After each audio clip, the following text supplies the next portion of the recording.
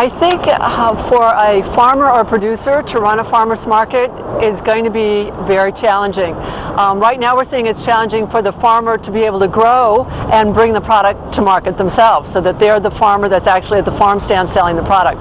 So you're going to have to find a very exceptional person that's going to be a grower at the market as well as a seller at the market. Because if you want to do a lot of the data record keeping that we're doing, tracking the customers, counting on the half hour, making sure to track product in the market so you know what products you have from season to season, tracking all the sales, collecting the fees, making sure the site's all beautiful and ready to go, taking care of any nuisance issues or program activities when you have a chef demo. It really takes an exceptional person, I think, to take on all those responsibilities. Now there are markets in our area, especially the Tacoma Farmers Market, was started by farmers and growers, and it is run and operated by them, and they are the management board. They make the decisions, and I think sometimes they're challenged because as a grower you're going to be a little protective of your own territory, whether you're a cheesemaker or someone's raising livestock for market or just have fruit and vegetables. So when you're starting to look at, do we grow the market, do we add a particular kind of product in the market, you may be a little bit more turf protective if you're also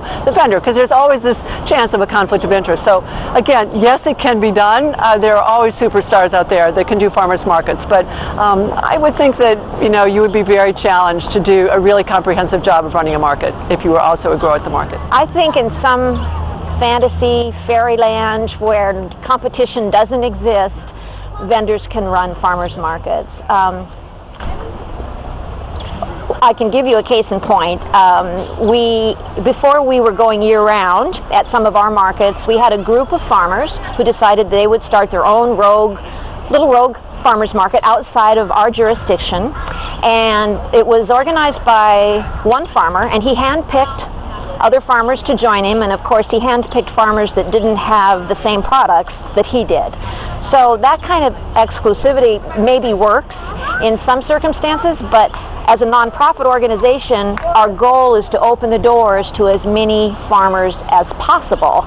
And yes, we try to look at balance and we try to look at competition, but I think overall markets work best when there's a large group of farmers representing a lot of different products, and that shoppers are happy with the choices when they get to the market. And I think that's very, very hard for farmers to see that bigger picture and limit their own sales if necessary by bringing in more farmers. So if it works, I'm really, really amazed and proud of the people who can do that. But my experience is that organizations need to be separate and apart from the farmers and vendors who sell at a market. And I think being able to focus everybody on our common interests is what Green Market does.